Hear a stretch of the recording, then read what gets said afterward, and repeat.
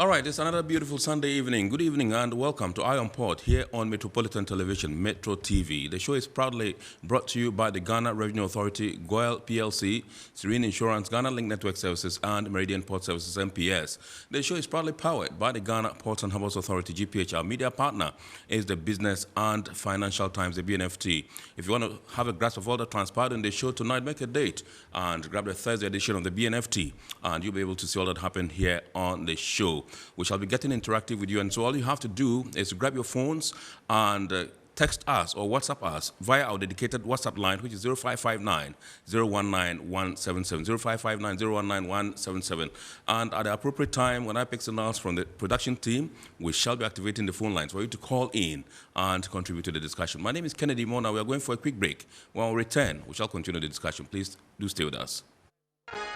Every now and again, Goil makes good things happen. This time, Goil has introduced Super XP Ron 95, a higher grade fuel loaded with additives and yet sold at the same price as normal fuel.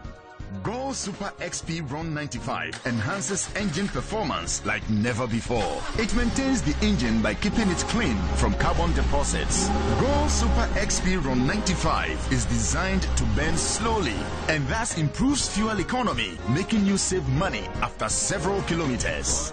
Goil Super XP Ron 95 gives you a smooth driving experience, that is, less vibrations. Fill up with Goil Super XP Ron 95. Now there's no need to pay more for any higher grade fuel. Goil has that sorted. Goil, good energy. Electricity, then pay your taxes. Our taxes, our future. Because you see, without our taxes, we wouldn't have good roads, good schools, better hospitals, streetlights, and other very important social amenities. When we pay our taxes, we give our children free and quality education. Talga, my money too small. Why should I pay my tax? Look, small. Salifo, it doesn't matter how small or big your business or income is. You still have to pay your taxes. The little taxes from each and every one of us, when put together, could give your community clean water or that deprived school with tables and chairs. Please pay your taxes. It is your responsibility. It is your civic duty. It is the law. Impressive factory. If only I had listened to you, I wouldn't have been in this mess. That devastating fire virtually wiped out the whole factory and my warehouse. Remember my misfortunes last year? Serene Insurance Asset All Risk Fire policy that I took were there to pay for my damaged stocks in the warehouse, and my machines that were affected by the flood have been replaced. My accident vehicle is back on the road thanks to Serene Insurance motor policy. Currently, my goods are on the high seas, covered with their marine cargo insurance policy. I was just telling Ajima about Serene Insurance. Oh, Ajima, tell him more. As a road contractor, I make sure I do my contractors all risk insurance for the projects and then workers' compensation for all the workers on site. With Serene Insurance, they will make sure they will cover your unknown tomorrow today. Serene Insurance, a new face of insurance. Call us now.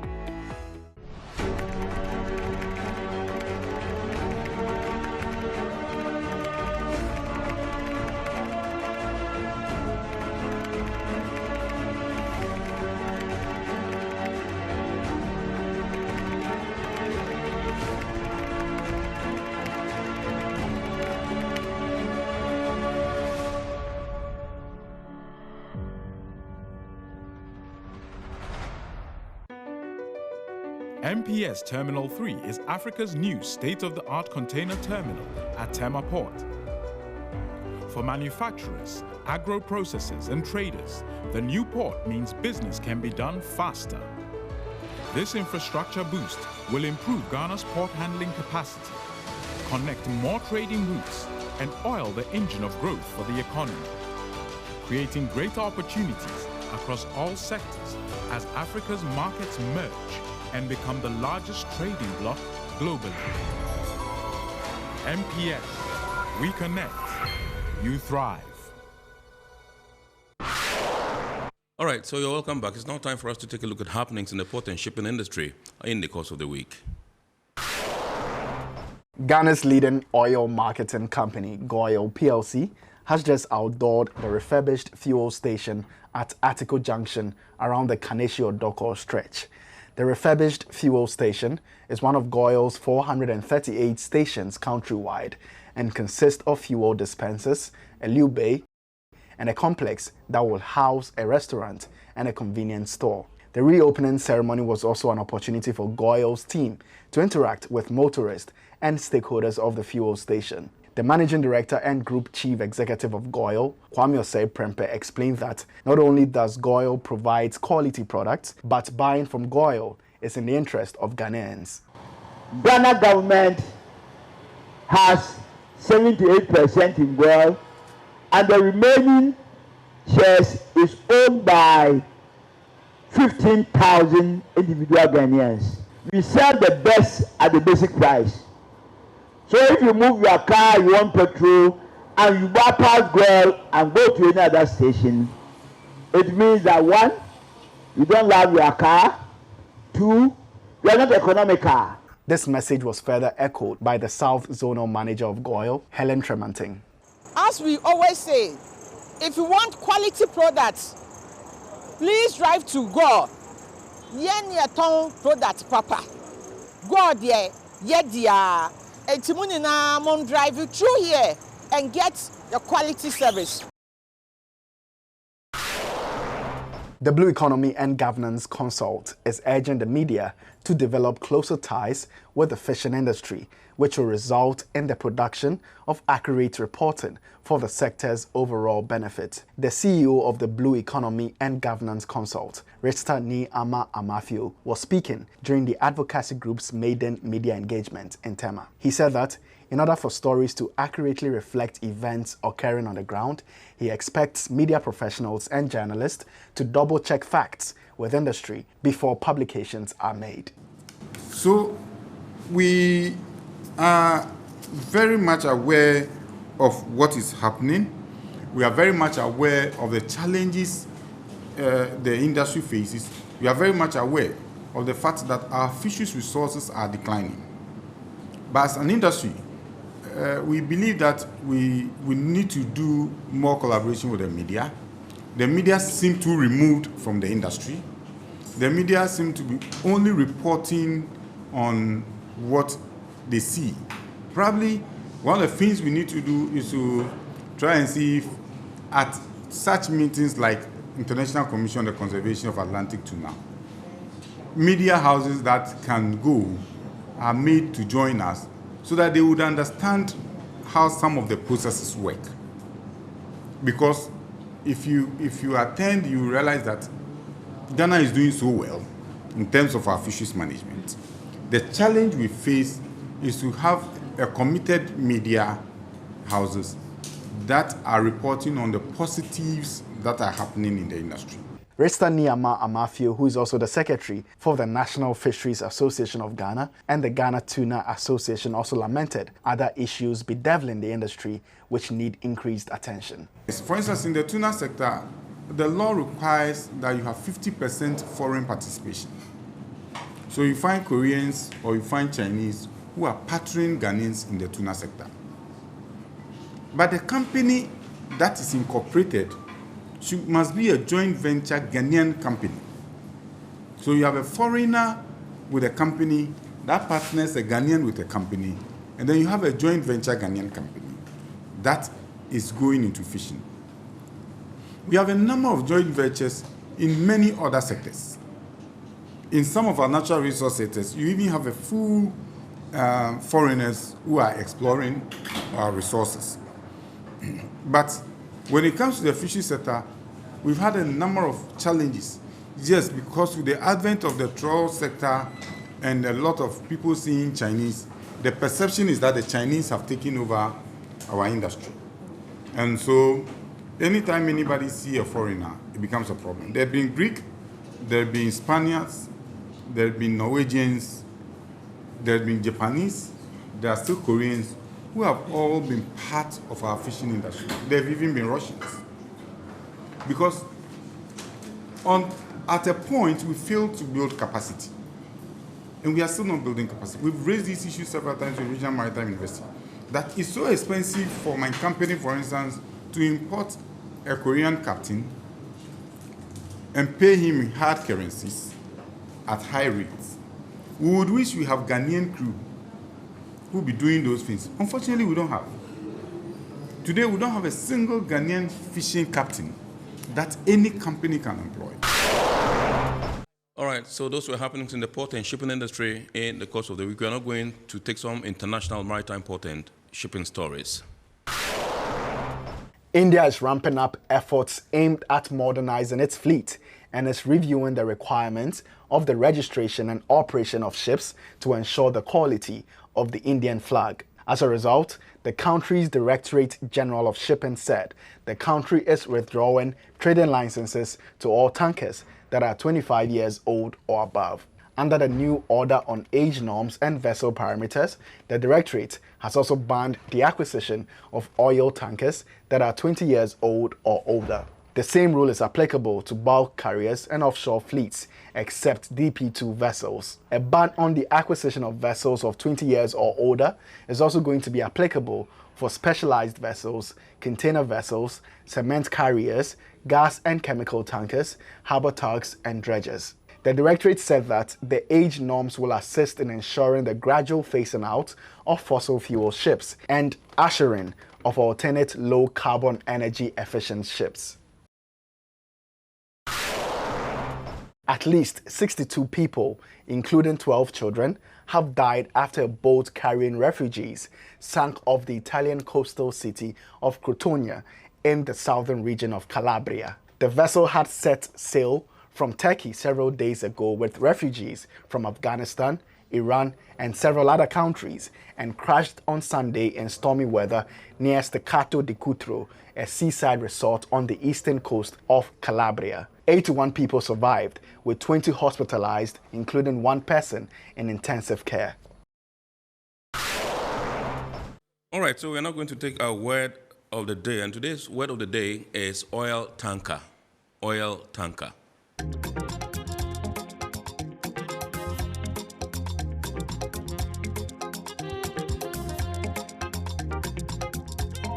An oil tanker is a cargo ship designed for the bulk transport of oil.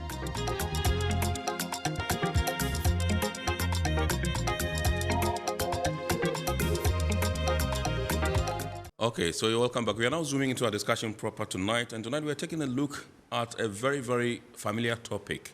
We're taking a look at the role of the freight forwarder and the quest of our country to have people declare by themselves, that's self-declarants. And this comes on the heels of the announcement by the finance minister in the 2023 budget and government economic policy that government was considering amending the customs regulations. That's, it's 2016, LI 2248, to allow people to be able to self-declare. And so that means that if I am an importer and I import my goods, I can go through the ports and then, try to go through the processes to be able to, as it were, clear my own goods. This has raised a lot of eyebrows from industry players, from the freight forwarders, others who call them clearing agents, others who call them customs house agents. And they believe that this would affect them drastically. And so tonight we've assembled a team, two heavyweights, to help us digest this particular quest by government to ensure that we have self-declarants, to ensure that this particular customs regulations, that's 2016, if amended, that's LI 2248, would allow people to be able to do that. All right, so I'll go straight ahead and introduce my guests for tonight. To my left is Mr. Yao Che, who is a heavyweight in the freight forwarding fraternity. He is the president of the Association of Customs House Agents, Ghana, ACHAG. He's no stranger to the show. He's been here several times, and so we can call him a friend of Iron Port. And equally, we have to my right Mr. Eddie Akrong. Mr. Eddie Akrong is also the president of the Ghana Institute of Freight Forwarders, GIF, also a heavyweight in the industry, and as well a friend of Iron Port. Good evening, gentlemen, and thank you so much for obliging us this evening. And I know this is a very, very serious topic that you are not taking lightly at all. And I would like to begin with you, Mr. Yao Che. And my, small interaction with some of your colleagues in the industry gives me an indication that you feel a bit threatened in the sense that you think that government is going to take away your jobs if, this particular intention by government to go to the legislature to get the customs regulations amended. That's 2016 LI 2248 to allow people to self-declare. Is this really the way you feel? Do you feel threatened? Well, thank you very much for having me here. We don't feel threatened at all. We don't feel threatened when it comes to efficiency, when it comes to having the capacity to do these jobs. We don't feel threatened. But then we think that the state will lose a lot. Why do you say so? Yes, I'm saying so because we have information, and the genesis of this regulation is all about the WTO and the Trade Facilitation Agreement. It looks as if we are importing wholly some procedures and environments from another environment to our setting. Now, the system we have here is that as a freight forwarder, there are a lot of conditions you need to satisfy before you clear goods at the ports. And that is the basis for our existence anyway. We have this Customs Act 2015, which clearly states before you become a freight forwarder, you need to have registered a company, a limited liability company for that matter. At least one of you should be able to have a certificate. And before you get the certificate, you might have gone through a training session. Yeah. There are some other conditions attached to this. And a team, even from customs, would come to your office and inspect whether you have the facilities and you have the capacity to execute that job. Right.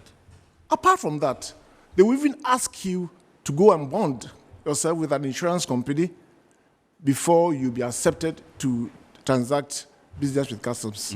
Even on the declaration, it's you sign as an importer or an agent. Right. So it means that you act on behalf of the importer.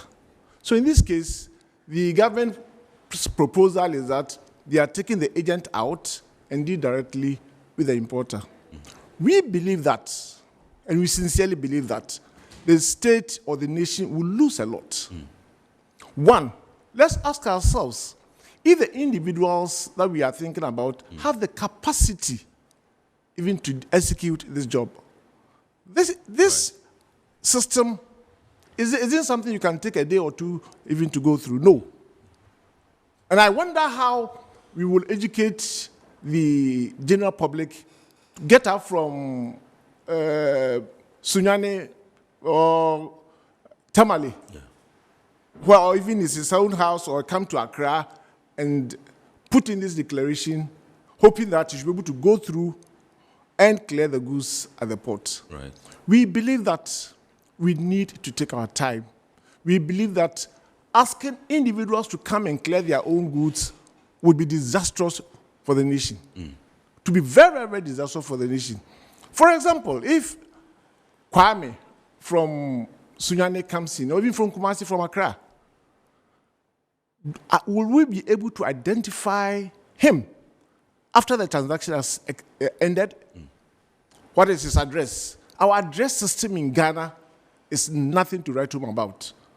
I can even tell even somebody in Tema who even clears goods at the port with an address system may never be identified again. Right. What about the customs officer? What about the freight forwarders? We have our offices properly situated.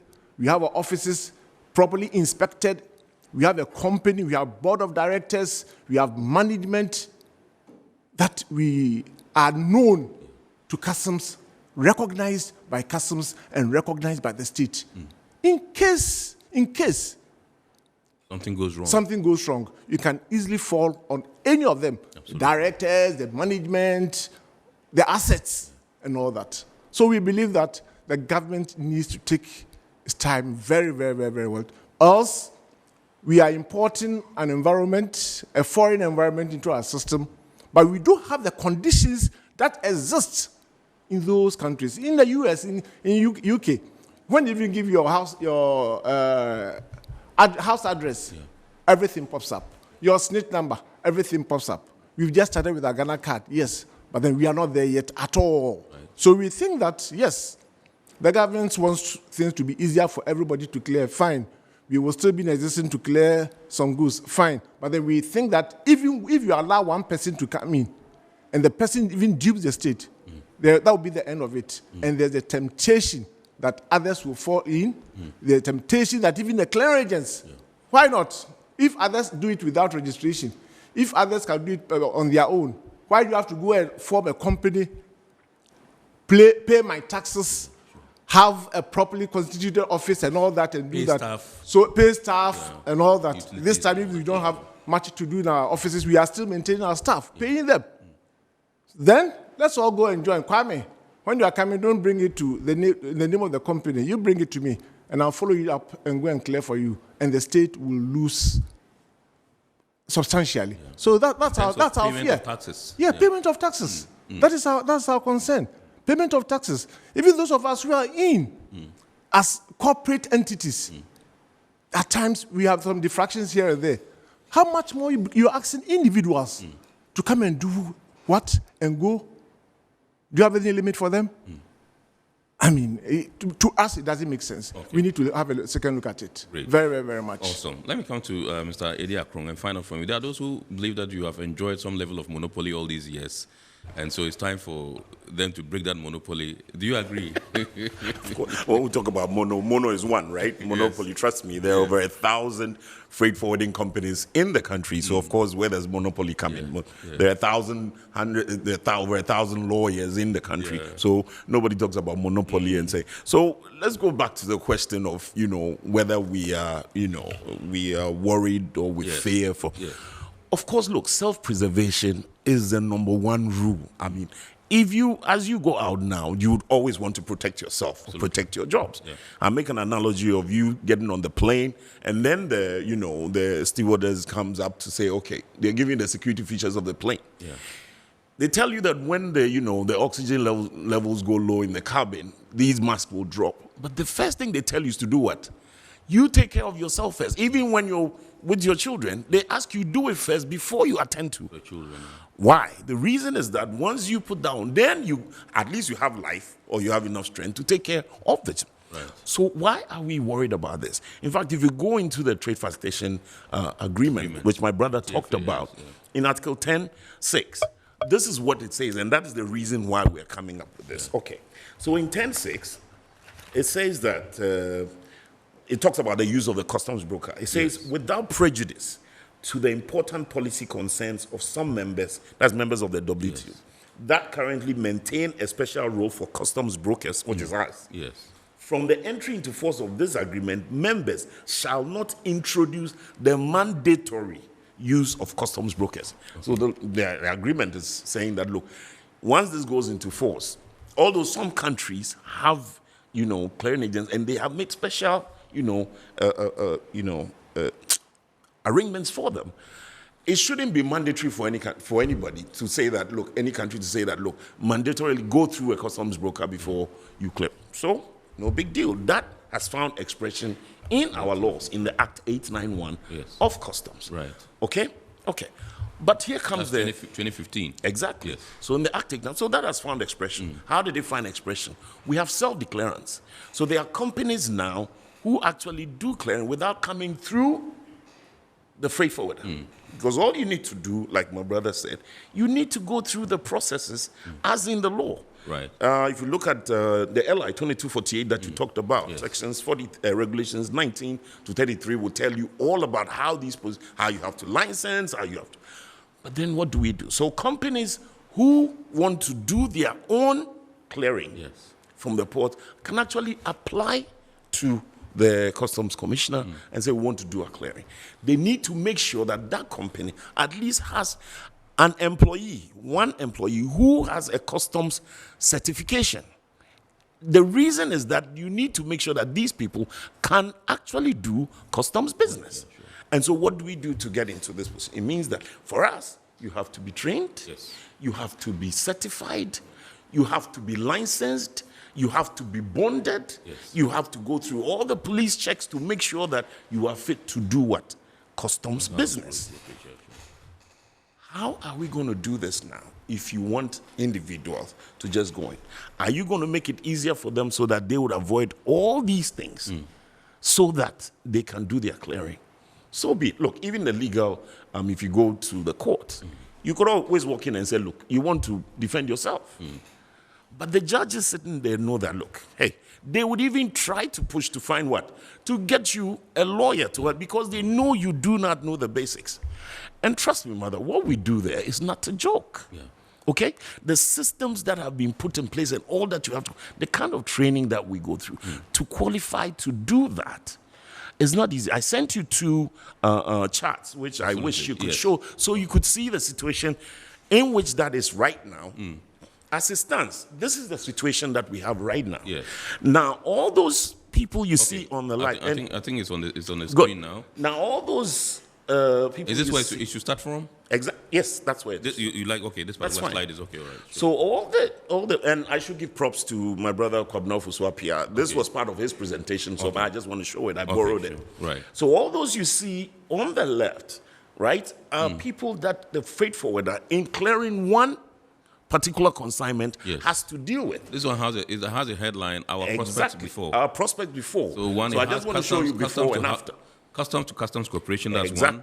Two is shipping line, that's the dealing with shipping lines, terminal handlers, warehouse owners, customs officers, multinationals, airline operators. You have the WTO rules in there. You have authorized economic operators. Exactly. Now, improved ICT tools, that's blockchain deployment as well as e-commerce platform. Exactly. Okay. Now, this is just but a minimal part of who we are dealing with. You have all the state agencies. Now, in clearing even one container of frozen chicken, you would have to go through nothing less than 7 or 8 state agencies. Right. Atomic Energy, EPA, FDA, Ministry of Agri, Veterinary Services, all of that.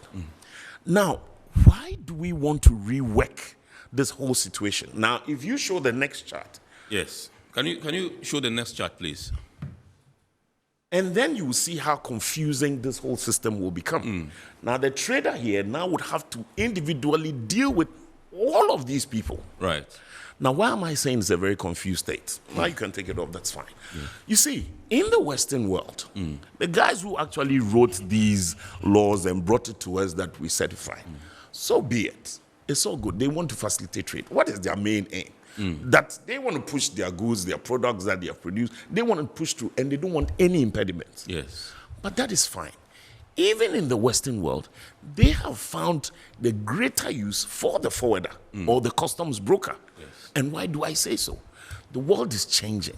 With all the automation and all the things that we thought automation would come and, would block, they have realized that they have to rather concentrate on their core competencies.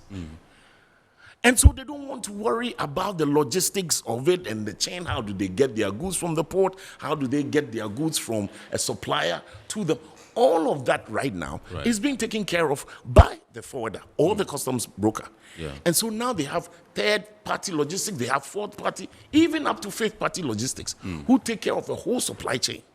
They don't want to worry about that because it is quite disruptive. Can you imagine that individual who has to go around, and believe me, because he cannot do this himself, then he's going to resort to somebody.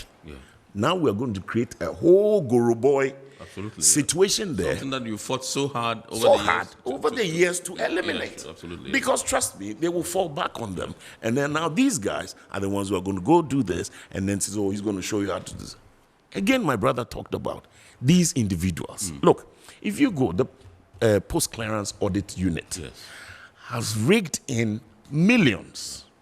And how did they do that? Because they are able to come through us. Exactly. So if an individual has rigged the system, they come to, because we have done the declaration for them.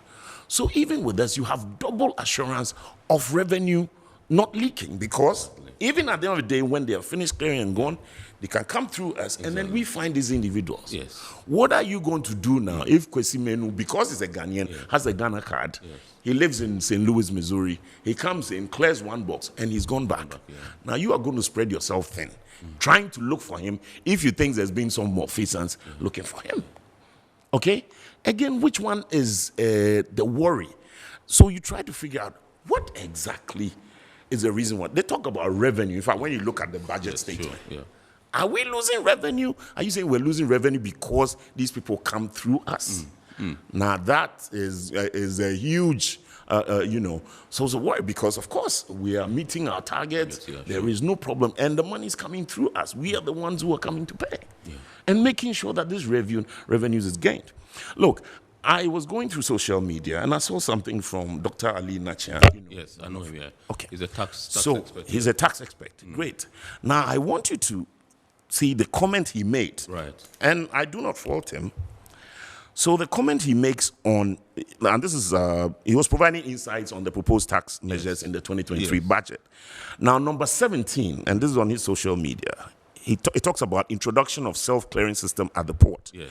Now, this will help track individuals who do not pay taxes, since tax clearance certificates will be needed before clearing. Now, this is what Dr. Nachia says. It's another policy which is long overdue, so better late than never. A welcome policy. Monitoring for compliance still required. Look, if your worry is that this will help track individuals who do not pay taxes, since tax clearance certificates will be issued, my brother, we've gone way past that. We used to go look for tax clearance certificates to do customs business for us. Right. Customs realized the bureaucracy, even involved in all these individuals who are coming to clear, going for tax clearance certificates back and forth through, with automation. They realized that years ago and realized, listen, forget it. Instead of doing this, let's put a flat 1% IRS fee on every import that you make. So, my brother, today if you bring in one wheelbarrow, you will pay 1% as IRS. It's a deposit. Anytime you decide to go to the IRS to go and file your taxes or something, this could come either as a credit to you or they could use it, to do because you have paid. All right. So everybody is covered. The government is covered when it comes to,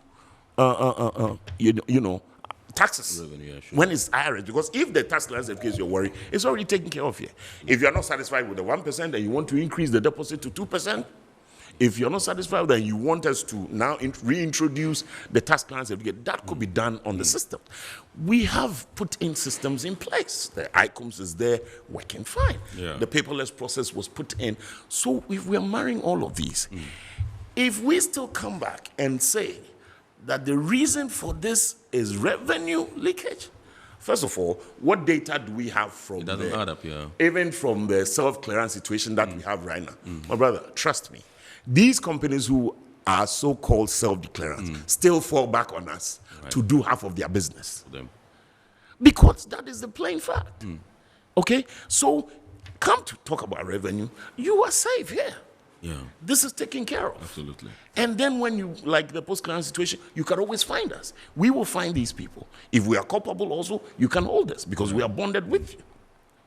Okay?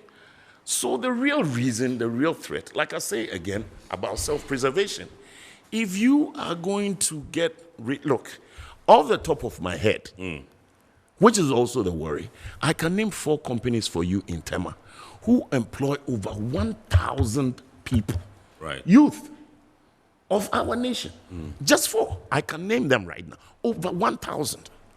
And now talk about 700 companies or so in Ghana who do free forward. We employ them.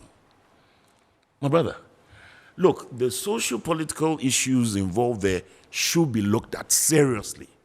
And then the economic situation. One, we, at the end of the year, before you renew my license for me, I have to pay taxes. Yeah? So one of the prerequisites for renewing my license is my tax clearance certificate, my social security clearance certificate. Right. So you have no worries there. I'm paying taxes. And on these declarations that I do for my clients, they are also paying taxes. Right. So you have no worries. But then I pay these people, these youth that I employ. Now, if you create this Goro situation, like my brother said, what's going to happen? They're all going to go and sit home because I can afford to pay them. Yeah. And then now they will come in, whether they have the expertise to do this or they do not have it, and then they're going to be sneaking through. The Goro situation you try to stamp out is now going to rear its ugly head. Okay? So seriously, this is something that has to be looked at over and over again. Okay. Let me come to Mr. Yauche and find out from you. We understand there was some level of stakeholder engagements. Is that really true? Stakeholder engagements, yes. You see, the system works in such a way that after a decision had been taken, then they come and sit down with you, let's have a discussion on it. Yeah, Customs has opened up the gates for us to discuss the consequences of this. And I think professionally, as Customs officers, they've even realized that there are a lot more that we need to take into consideration. For example, if you say an individual comes in to clear his goods, are we allowing the individual to clear goods as much as $2 million at a go? Or let's set a threshold for the individual. Can I bring the consignment in the name of Yauche and clear maybe 20-footer containers worth 40 million cedis in the name of Yauche? Yeah. After that, what happens? Where do you find Yauche? Yeah. Where is his residential address?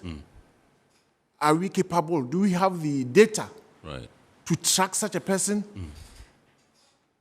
These are some of the things that we've realized that even after agreeing to the TFA agreement somewhere, they said this in 2017 when, before this, our finance minister also mentioned it at the last budget. Yeah. It's been something that they have been, I'm sure they've been thinking about up to now. Yes, they've called us for discussions, but to us, it's something that we shouldn't have even mentioned it. Right. As part of the budget. The only reason they gave us, Eddie said, the only reason they gave was that so that the individual will go and pay tax client certificate so that we'll be able to get money for the coffers. Right. Now the question is, on what basis is he going even for the tax client certificate? What is the value of the consignment? He declares his value. A tax client certificate is given to him. When he comes to report, the value may not be far away from what the customers expect. Yeah. It may even be increased. Right. A lot more. So yes, they have initiated some discussions with us, but we think that it's not enough for us to start implementation. And we're still hoping that even before this agreement even is backed by law from Parliament, we believe that we still have to open it up for further discussions, else it will be a disaster for the state. During these stakeholder engagements, were you explicit enough to indicate to them that, in clear terms, this is not a good policy? We can't accept it. We have. And to be very frank, without even speaking for Customs, I'm sure they are professionally, when they go through, they realize that the implementation will be another ball game altogether. Yes, on paper, we can say that, yes, in Dubai, you can sit in your house and clear. In USA, you can do that. In the UK, you can do that. But then in Ghana, are we ready for these things? Can the individual just put in a declaration? What are the steps he needs to go through with the declaration? It's not easy. We have had stakeholder engagements, yes, but then it's far away from implementation. And we believe that we need to have a look at it again. Okay. With respect to what you guys have done in terms of trying to draw government attention to this particular issue that we can comfortably describe as an anomaly, I think in an earlier discussion we held here together with the chairman of the Committee of Freight Forwarder Associations, that's Fredua Freata. He listed some of the things, some of the places that you have been to in your quest to address this. So let's just take a look at this short video and we'll come back. There are three ministries. Yes. That's transport. Yeah, trade, and finance.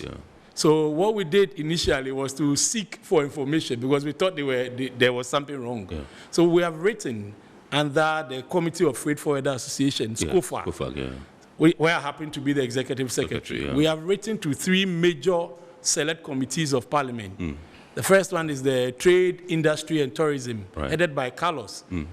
Honorable Carlos. Honorable Carlos happens to be one of us. He's a freight forwarder to the core. We have also written to the Roads, Transport and Rail Development. Is another select committee. Yes, we're also seeking for the same clarification. And then the select committee on finance itself. And we don't seem to get any clear signal as to why this is there. They themselves, they are waiting for the finance ministry to come and explain further. Elucidate them on come with further and better particulars. Further and better particulars that we say in this country. All right, so you saw that, and some of the places you've been to in your quest to get government to backtrack or to shove this particular idea aside so that you can go ahead with your business. So I just want to find out from you whether indeed you think that the measures you've taken so far is the highest or the best you can do, or there are other alternatives that are open to you that you think that you can explore or exploit to your advantage in terms of your quest to get government to backtrack or back down on this particular. Of course, of course, we've even done more after he spoke to you. Okay. And it's true. Once he said this, because we wrote to all those committees. First of all, he was seeking clarification. So when you ask the question about, they say they've been freight forward. There's been what? They've had some stakeholder engagements with us. Well, brother, so the question you ask is, was it before the fact or after the fact? They only come to you when they have already taken the decision and said, this is what we are going to do. So we're sitting you down to tell you how we are going to do it. So at the end of the day, then it means a decision has been taken. So what do? You are actually starting from the wrong end. And this is when, I mean, if they consult, then we can tell you this and this and this is the situation. If it's about your taxes, I mean, the proof is there. Right. I mean, the importer and my tax identification number is there. Now the individual importer actually has to produce his Ghana card. So now all the information you want is in one place. Why do we want to go and distort this whole, customs business architecture? For what purpose? So we sent it to them. We've been there, we followed up with some of the MPs, telling them of what, I've followed up with Takrady MP, Sekendi MP, telling them of what could happen to their constituents, their businesses. Now, if these youth lose their businesses, what is going to happen? Those are the socio-economic effects that's going to have on the country. And so we've been to them. Like I'm saying, it is always after the fact. These stakeholder engagements are not before the fact. So now we have written. The good thing about this is that they want to go and affect the law. So the last time we met, we were told this thing is with the Attorney General. So we're waiting for that law to see how this is going to be turned around to show. Then if we can make some inputs again, then we can go to Parliament and make those inputs. The only thing is that if they talked about the LI only, the 2248, right. But the LI, this is the mother law is the 891.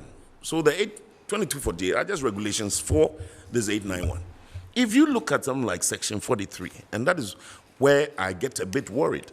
Section 43(1), the customs house agent, for you to be able to do business in Ghana as as a customs house agent, it says that Section 43 of Act 891, 1, a company or partnership shall not engage in the business of customs house agent unless that company or partnership is wholly owned by an indigenous Ghanaian and has been granted a license by the Commissioner General to do so. Yeah? Okay. So fair enough. We know about local content and the reason why Parliament went through all them to make sure that this particular business is reserved for what? Ghanaians only. Yeah. We've had this discussion here severally. Yes. Now what happens? If you tell the individual who is is living in Ghana because he has an address here, and you know the foreigners who live here, resident have a Ghana card. So it means these people, these foreigners, in spite of this law, can also walk into the port and do business with customs. Brother, we need to tarry a while. Look, I cannot walk into Togo right now and even go near the gates of the port authority. They shove you aside and make you sit down and trust me, neither can I go to Ivory Coast, neither can I go to Nigeria. You can't do it. But we are opening ourselves up for all foreigners to just walk into a port. These are security areas. So on a clear day, if there are 200 individuals who have decided that, look, they are doing their own clearing, their stuff, they're just going to walk into the port, which is a security area, to do business. We really need to look at this and sit and think through this one. Okay? Right. Okay, so you mentioned the fact that you've spoken to some MPs, Takrady, Sekendi, and all that, and indicating to them the dangers if this thing should pass through. And one particular thing you mentioned is the job losses for the youth. Yes. Now, again, in a discussion here, the Center for International Maritime Affairs Ghana, CIMAG, also raised some concerns and says this is going to bring about massive job losses, and that it also is a national security issue. And so let's take a look at this video as well. Custom House Agency or the freight forwarding system in America is very, very tight. Right. I want to believe that it is the reason why the proponents of our law decided that this business be reserved for locals. For indigents, yeah. Because that is what happens in America. Because our own people serve as a first point of call in terms of security. Right. For the things that are important to the country. Right. So, for instance, if you bring a cargo to the port, and then a foreigner will have to go and help the officers to conduct examination. In any situation where that person is able to hide anything which poses a threat to the country, are we not doomed? The customs house agent is a security personnel. That is why they are allowed to work with the customs officers and the other security agencies. Right. So this cannot be taken lightly. There are no jobs. IMF is coming and there's a freeze on employment. Like he said, this industry has employed a lot of people. And they also, it's a chain, it's a supply chain. Yeah. So it's not just the custom broker who is working in the port. There are a lot of people, transporters, gangs, and other people involved. Sure. Yeah. So it's going to affect the economy a lot. And I was telling somebody yesterday that if for nothing at all, we should be learning from what we did to our banks. If that has worked, we are all seeing what is happening in the economy now. Of course, things happen and you learn from it. So I think that our policymakers will have to take their time to look at issues holistically, assess them properly before they bring them to the fore for discussions. All right, so that was in your shot a while ago, Albert Eric Fiatui, who is the executive director of the Center for International Maritime Affairs, Ghana, CIMAC, also expressing some reservations about this particular policy decision by the government. Now, I just want to find out from you, Mr. Iauche, the last time we had a customs officer in this studio, and he seemed to suggest that this was a very, very good policy because government was going to rake in a lot of revenue. But from your stance, it looks as if you don't see any advantage and no positive at all as far as this particular policy is concerned. But maybe, if you look at the other side, there probably would be some, good things about it. What are the advantages? How is the government going to rake in a lot of revenue? I'm totally at a loss. Right. How can the government rake in a lot of revenue when the job is done by trained professionals, licensed, bonded, as opposed to an individual who has virtually no knowledge about the system and comes in to clear consignment 1, 2, 3 for the whole year? Where are we talking about when it comes to security? One of customs' main issues has been that at times they tell us now because some of our members are not well trained, are not compliant. That is why at times we have some shortfalls in duties. And in this case, we ask ourselves, those individuals coming in, are they well trained? Do they have good knowledge about the system? Would not also that impede trade facilitation? A lot of errors could be envisaged. Maybe we haven't gotten there yet, but then I'm still at a loss how this thing can be rolled off. If I come in and say that, yes, I want to clear my consignment, hitherto it was either importer or the agent. Absolutely. So I can sign as an agent. Right. Now he is coming in only as an importer. He signs as an importer, does all that he wants to do, and that's the, end of the story. Yeah, sure. Yes. And I can tell you, the pressure on us, even as freight forwarders, that's how at times some of us even give in. And this time you are giving that authority even to the importer himself alone. Dictate what you want to do. Don't let anybody guide you. Somebody will come in and say, no, this value is $10. I want you to clear the goods at $10 for me. So no. We have benchmark values. So we can't do that. Somebody will come and say, oh, I want to under-declare my consignment in a container. You please do it for me. No. You can't do that. My reputation is at stake. My company's reputation too is at stake. And here is where I'm earning my living I will be earning my living for the next 20, 30 years. So I won't compromise on that. As opposed to an individual who comes in, passes through the Tema port. He doesn't have any reputation to guard. He doesn't have any reason why he should do the right things. So he doesn't care. So I think that as we are going through changes, let us maintain our institutions. The institutions are far better than asking that these individuals should come in and clear the consignment themselves. I sincerely believe that if the government rolls this thing off we will lose a lot of money. Let me tell you, even the freight forwarders in Tema alone, I can confidently tell you that we employ directly and indirectly over 10,000 people. We do.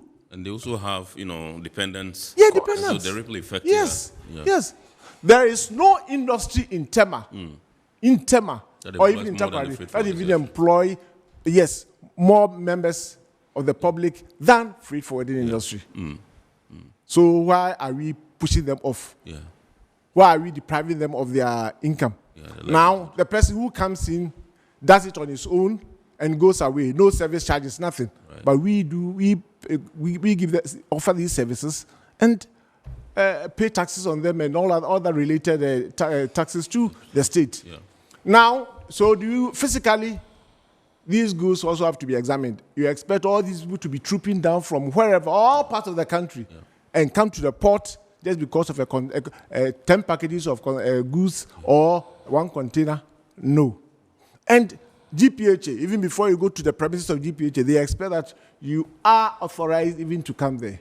They give us ID cards for the whole year, so that discipline is maintained at these terminals and at these port areas. For security reasons, the gentleman also said, and for the reasons of protecting the income and all that. Are they coming there to be given that authority on daily basis? That when today you come and go, you finish that one, is that it? No.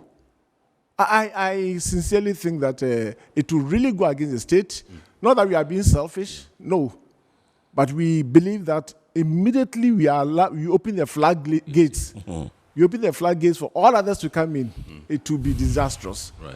We would also have to let our staff members go, hey, everybody go and look for a job to do. Absolutely. Whoever brings in job, Kwame, you go and do it on private level and commission basis. That's it.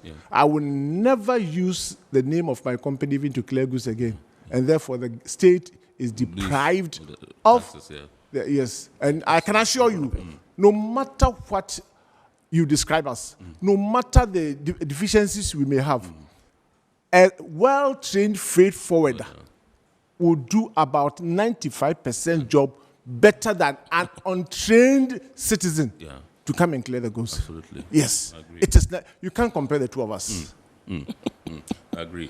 All right, so this is Iron Port here on Metropolitan Television, and tonight we are discussing the role of the freight forwarder and our country's quest for self-declarance. We're taking a look at what the way forward is.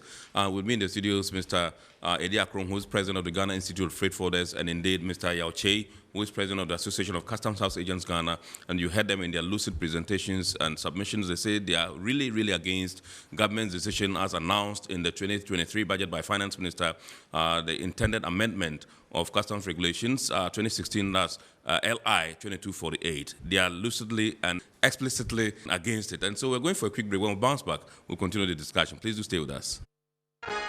Every now and again, Goil makes good things happen.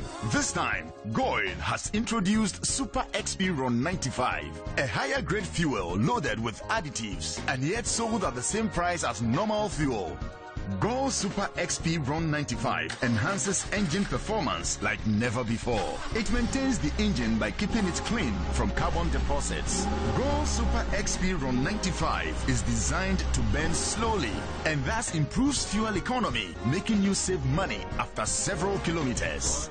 Goil Super XP Ron 95 gives you a smooth driving experience, that is, less vibrations. Fill up with Goil Super XP Ron 95. Now there's no need to pay more for any higher grade fuel. Goil has that sorted. Goil, good energy. Electricity, then pay your taxes. Our taxes, our future. Because you see, without our taxes, we wouldn't have good roads, good schools, better hospitals, street lights, and other very important social amenities. When we pay our taxes, we give our children free and quality education. Talga, my money too small. Why should I pay my tax? Look, small. Salifo, it doesn't matter how small or big your business or income is. You still have to pay your taxes. The little taxes from each and every one of us, when put together, could give your community clean water, or that deprived school with tables and chairs. Please pay your taxes. It is your responsibility. It is your civic duty. It is the law. Impressive factory.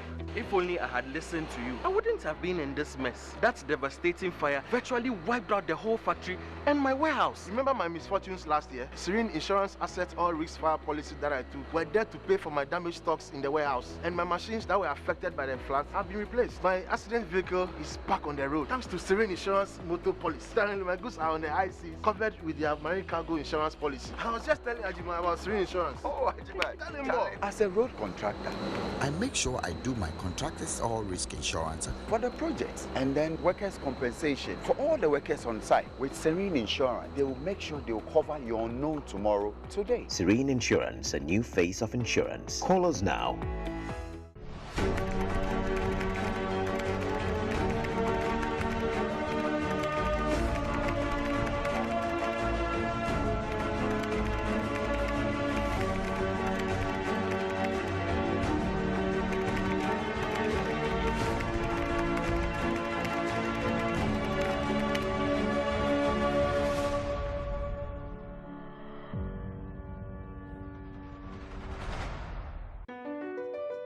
MPS Terminal 3 is Africa's new state-of-the-art container terminal at Tema Port. For manufacturers, agro-processors and traders, the new port means business can be done faster. This infrastructure boost will improve Ghana's port handling capacity, connect more trading routes, and oil the engine of growth for the economy, creating greater opportunities across all sectors as Africa's markets merge and become the largest trading bloc globally. MPS, we connect, you thrive. All right, so you're welcome back. This is Metro TV and the program is Eye on Port. And tonight we are discussing the role of the Customs House Agent and the Ghana's quest for self-declarants, and we're taking a look at the way forward. We're discussing this particular topic premised on the government economic policy and budget statement, which was read in Parliament. That's the 2023 budget, in which government indicated through the Finance Minister that it intended to amend the Customs Regulations 2016 LI 2248, and that would mean that individuals or importers can go to the port and clear their own goods. And so this is what we're taking a look at. And the effect of this particular decision, if it's allowed to sail through or go through, would be that there'll be a lot of job losses. That's the underlying factor. The freight forwarding fraternity will be impacted negatively and massively.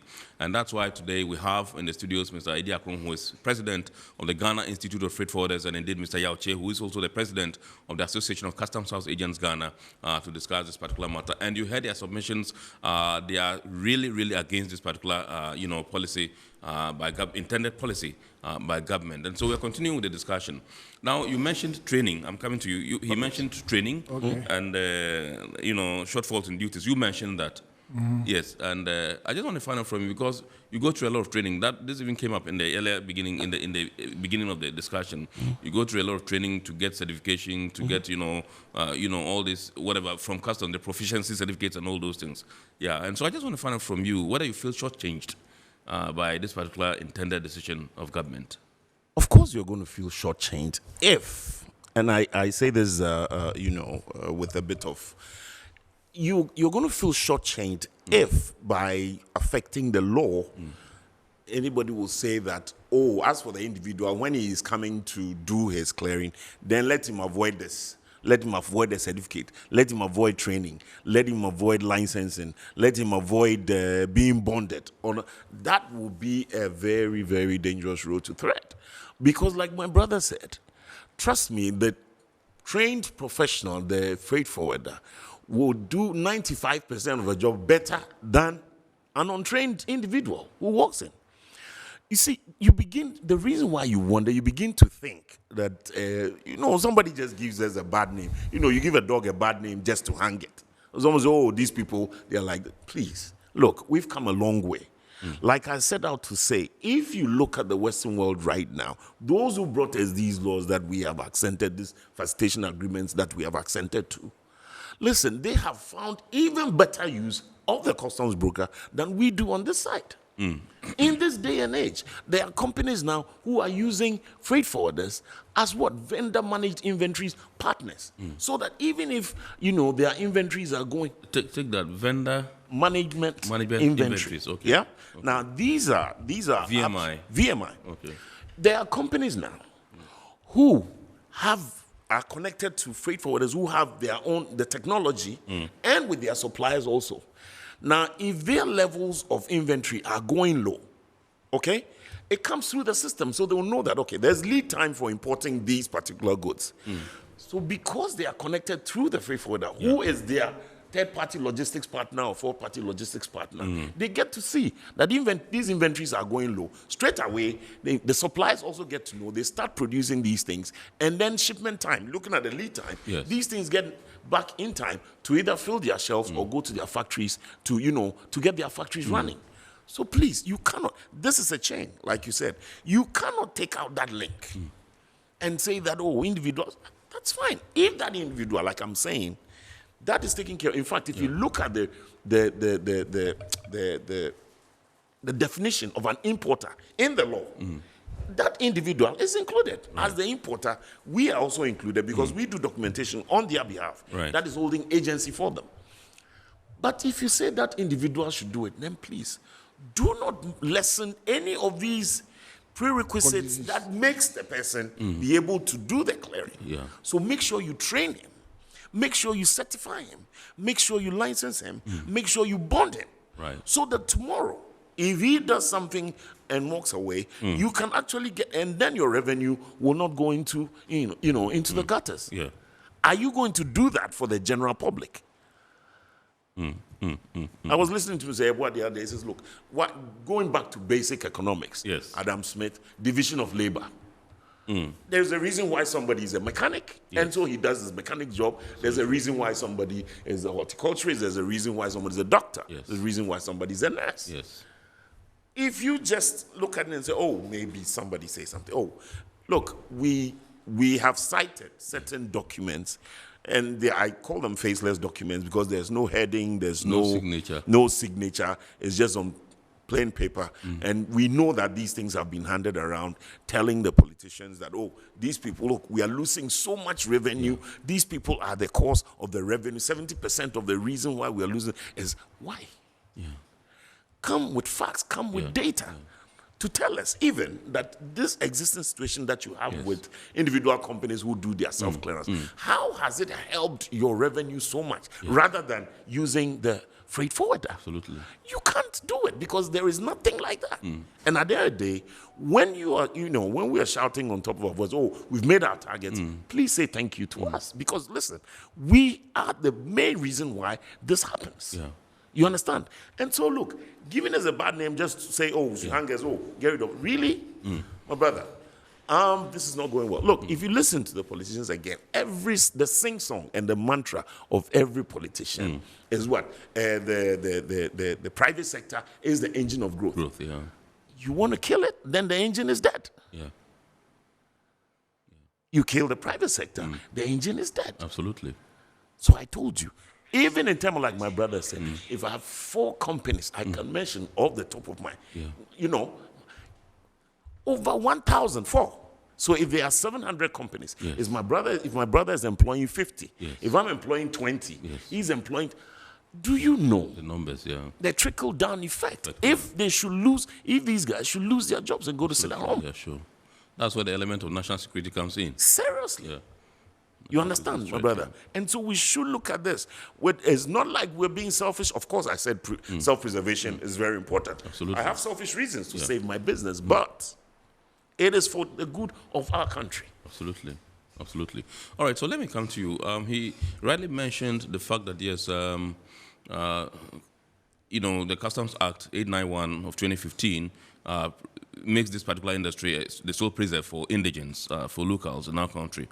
And this has been one of the issues we've been grappling with over the years. I mean, since time immemorial, I've known this, the influx of foreigners who are participating in this particular industry and all that. And that one, coupled with this particular intended policy of government, seems to go a long way to further exacerbate already, precarious plight.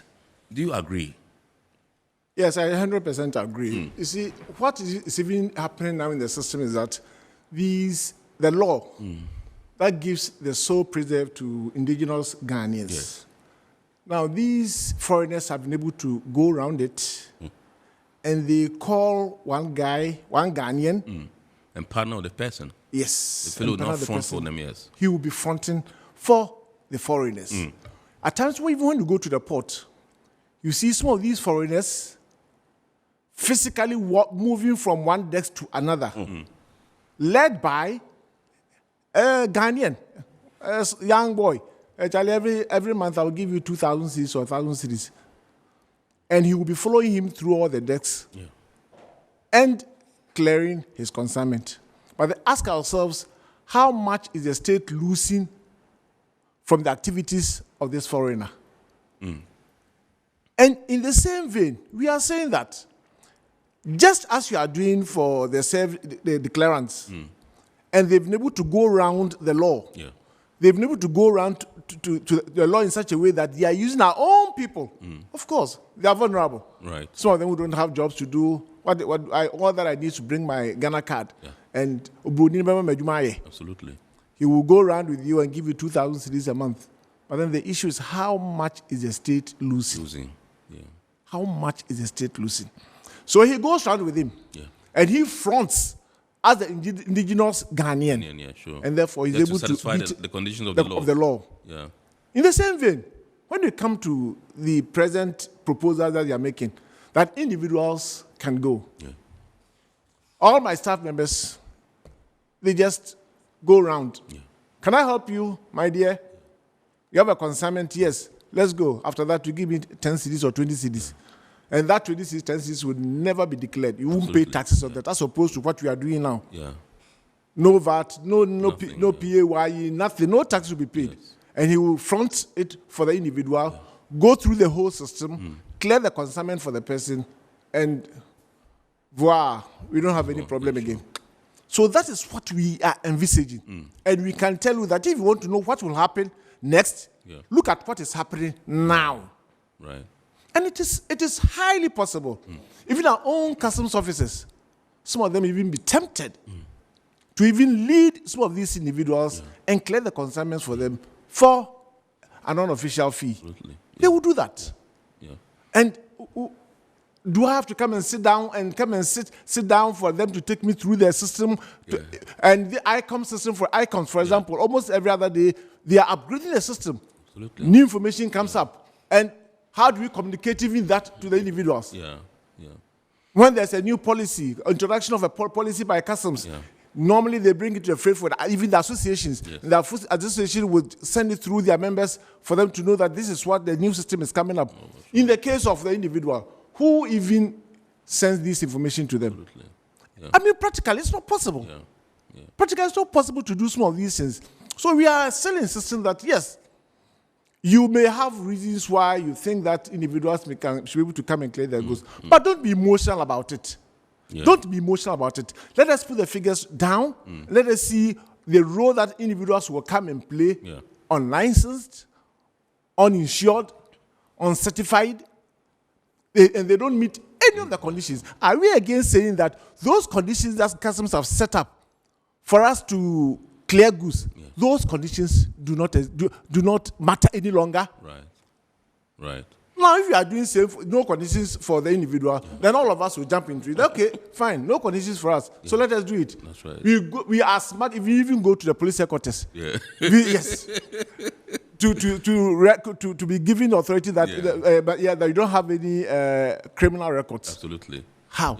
The individual come in, he wants to clear the goods within a day or two, as we are doing now. We are proudly doing that within this time. But the individual who comes in, are you going to take him through all this before you allow him to go and clear the goods? The funny thing is also that I know most some of the customs officers when they retire, they come to join your fold. they tend to be freight forwarders and clearing agents. I know some of them. I mean, we have a whole retired customs officers association. Yes. The record sits with us. Yeah, and so we are proud though. Yeah. Yes, because some of them when they come, when they come in, they come to add up to the value of the job that we are doing. Absolutely. They come in with about 20 years, 30 years experience, yes, and they come and add up to the value that we are. Yes. Yeah. And these are the people who want to welcome them into, as you're talking about competition, they come and compete with us. Yeah. These are the people we want to compete with them and get the goods out of the port. Absolutely. But not individuals who don't know anything. Yeah. And they're going to fall at our backs and create problems for the whole nation. Sure. We think that the government should have a look at it again. Right. The government should have a look at it again. Okay, so let's do some messages now. This one says, my name is Luis. I can't believe this is something government believes is feasible. I am an agent and I clear goods a lot at the port. And sometimes I need extra help to understand some of the new customs regimes to be able to get along. I doubt my importers or any importer for that matter will be able to do this. This one says, if every importer should come to the port by themselves, the port will be choked. We are not ready for this. It's from Betha, who is also sending it in from Tema. This one says, I should be able to clear my own goods if I have the competence. If I have the competence too, and I don't think it cannot be lent.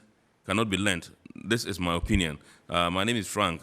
Colin, he's watching us via Facebook in the UK.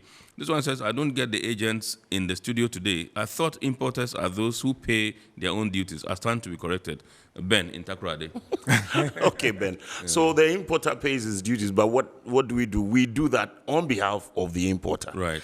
Now, the beautiful thing about even that is when we talk about revenue loss and all that, look, by virtue of the system that sits there now, the ICOMs, if I pay duties for you, Mr. Mona, if I pay duties on your behalf, in fact, the minute I pay the duty, automatically a message is sent to you that your duty has been paid. Right. So of course I cannot come and tell you that your duty is 20,000 and then I go to pay 10,000 and then keep 10,000, because the moment I pay in the system, your tax identification number, your GHA card is connected to the system. Yes. Your phone number is there, so it sends you a message automatically. Yeah. You understand? Right. Okay, this one says, I can attest to the unemployment situation. Half of the people in Tema are working with clearing agencies. All right, this one's from Phoebe, also in Tema Community 2. This one says, I saw the video of Fredua saying, that's Nana Fredua Ajuma Freata, saying they have petitioned Parliament, and Eddie added to that. I would like to know, what did Parliament say? My name is Claude. So as of now, we haven't received any. What we sent to them basically was more of seeking information as to what they really wanted to do with this. Because, in fact, if you look at the budget statement, it was just like a 2 or 3 line item. Yeah, they set it inside there. Just put in there. But then we realized the enormity of what that would do. Yes. And that is why we sought to, write to them. Some clarity, and get some clarity as to what they exactly wanted to do with it. And whether it's affecting the LI 2248, what they want to do with it. Yes. Like I'm saying, after that, we have also written, we have gotten a lawyer to do a legal opinion on it, and we've sent it to them, to the Commissioner General, the Commissioner, and we have also copied, these committees in Parliament. So we're just waiting for them to come back to us to say, okay, this is what, or let's sit down and look at it again, or this is how the law is going to look like, so that we can speak to it. But like my brother said, that is look, you can say that, okay, we'll do it. We don't care what we do. But the effect, we have actually laid out everything. If it's about revenue, trust me, your revenue is safer this way. Right. It's an indictment even on the systems that we've put in place after all this while, to say that we are still leaking, these revenues are leaking. Of course, no system is 100% foolproof, but we have done so much.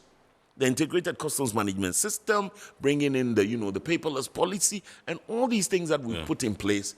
We constantly tweak the system to make sure that we can, safeguard revenues. Yes. So if after all of this, we want to backtrack, and trust me, we have painted the picture for you properly as to how this will look like if you let, every individual say, okay, I'm going in there to claim my own goods. Yeah. We got trouble. All right. So I just want to find from you, gauging the mood of government, and the demeanor as far as this particular matter is concerned, how soon do you think that government will want to rule out this particular policy if they decide to go ahead with it? Well, I think and trust that government will listen to us, and that government would know the consequences of their actions. And I don't think the government would rush into this, knowing very well that the government is going to lose so much in terms of revenue. Of course, the government wants money. So if you're able to talk to the government that, no, the steps you are taking, you should be careful about, don't be so emotional about it, and that you lose so much, I'm sure the government will give their second thought. Yes. For example, we have about 4 or 5 regimes that we can even talk about now. The goods that are imported directly into the system, what they call these, under a certain regime, yes. C40. Yes. Now, we have goods that we can export, or even we have goods that we can re-export. We have goods that we can clear under transit. Yes. And some other regimes, temporary importations and others. Is the individual, or are the individuals going to be given the mandate to apply all these regimes? Right. Transit, re-exportation, or a temporary importation?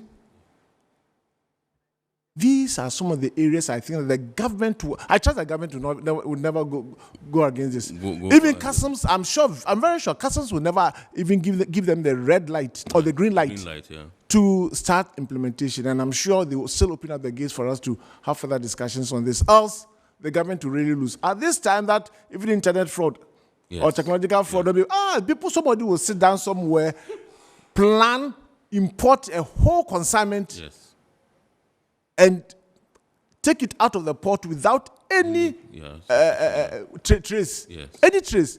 And the next time you realize so much has gone down. Of course, he can easily do this with the connivance of an unofficial agent or unofficial customs officer, and they will do it. Absolutely. They can easily do it, knowing very well that the security is there. And what is the security? The security is that when the goods exit, that's the end of the story. Nobody can trace me again. But those of us in the system now, when you are doing anything, you also look back and say, hey, Charlie, I have 50 staff members. If I go and do anything and customs starts running after me, or even customs at times even comes in to close your office, if you do something untoward, yes, they can easily close your office. Absolutely. Or they can block you, so you don't work again for as long as you have some monies to be paid to the state. Absolutely. They will block you. Now, individual, do you block me? The next time, Kwame, I use my Ghana card. The next time will be Kwesi Ghana card. I have 20 members in the family. I can go around all their Ghana cards and use it to do the importation and just be embezzling government funds. Yes. And evade. Evade, yes. So it's something I trust, and I trust that the government will not rush into it. Right. No. Okay.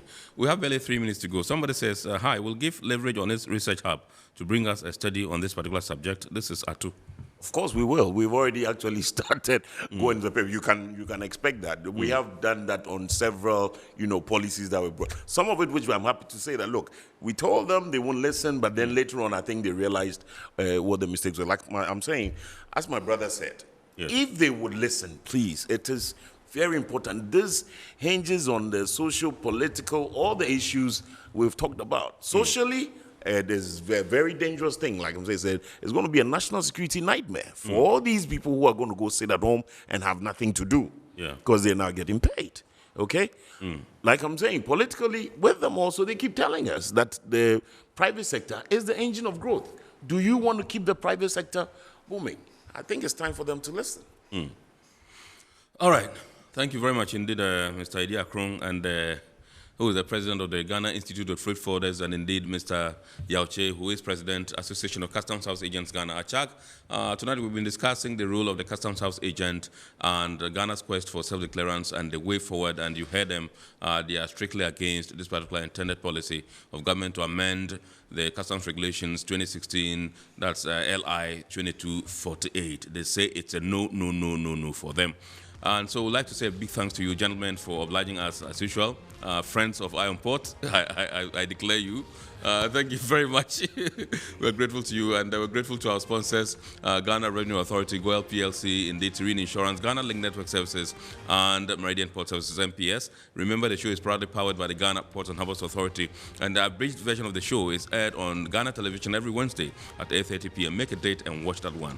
We're leaving you in the safe hands of our Metro TV crew. Keep watching the rest of our programs, and we wish you a very super week ahead. God bless, no less. We are out. Thank you.